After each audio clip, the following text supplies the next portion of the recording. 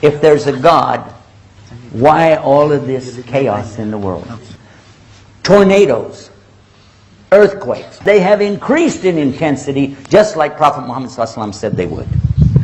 Tremendous number of earthquakes today. Several hundred earthquakes have happened since I've been giving you this speech right now. Along with that, pestilence, violence, wars, occupations, and family abuse. Serious problems. So if there's a God, why is all that stuff happening? It means the person asking the question doesn't even have the basic understanding of what Islam taught. Islam never taught us that this was the Jannah. What? You thought you were in paradise? Look what Prophet Muhammad, peace be upon him, said. He summed it up with one of the simplest, most beautiful little teachings you could ever imagine. Dunya sijnul mu'min wa jannatul kafir. This material existence that we're in, called hayat dunya, life of this world, is a prison to a true believer. But it's the only paradise to a disbeliever. He narrowed it down to two things: believers and disbelievers. We know as believers that this is the hardest thing we're going to go through. Because when this is over, that's it. It's done. You're not going to be put in any more tests. But you start seeing the results of the tests. You know how that goes. But for the disbeliever, this is their paradise. And that's why they want so desperately to build the big things here. The fancy cars, the beautiful homes, the best of clothes. You know what I'm saying? You know, strut your stuff, baby. This is what they're looking for. Two people will be brought on the Day of Judgment.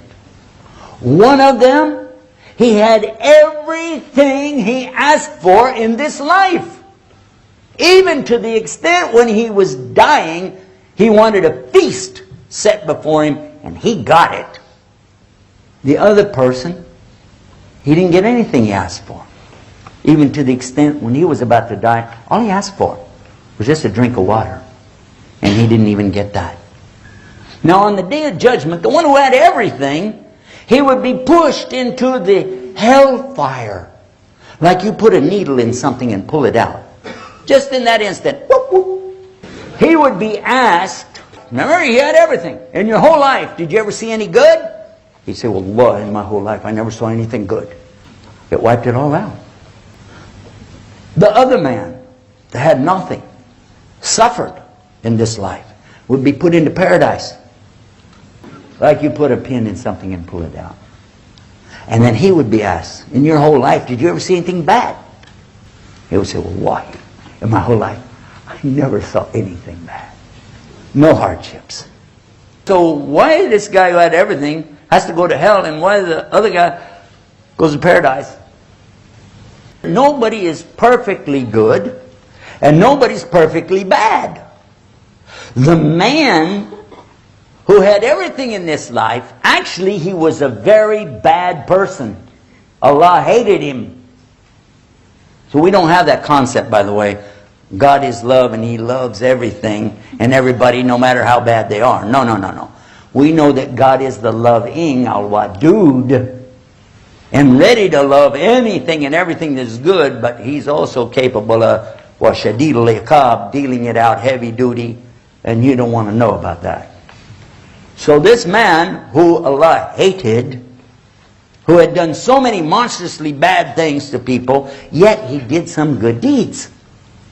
So Allah paid him in this life for his good deeds. So he would not even smell the paradise.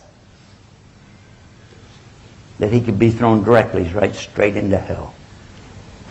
The other man, this gentleman, actually was very good. And Allah loved him. But he did some bad things. He made some mistakes.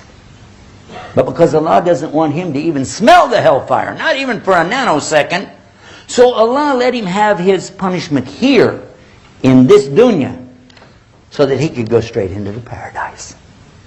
Stop and think about it. Doesn't that make sense? Doesn't there really need to be a day of judgment? Because otherwise, how could any of us look at the things that are going on around us again and again and again and see how the tyrants and the aggressors and the oppressors throughout history again and again and again, not only do they win these battles and wars, but they go away with all the spoils of wars. Well, the really good people, the honest, kind, giving, generous, charity-giving people are suffering, literally starving to death. But that's because this is a dunya.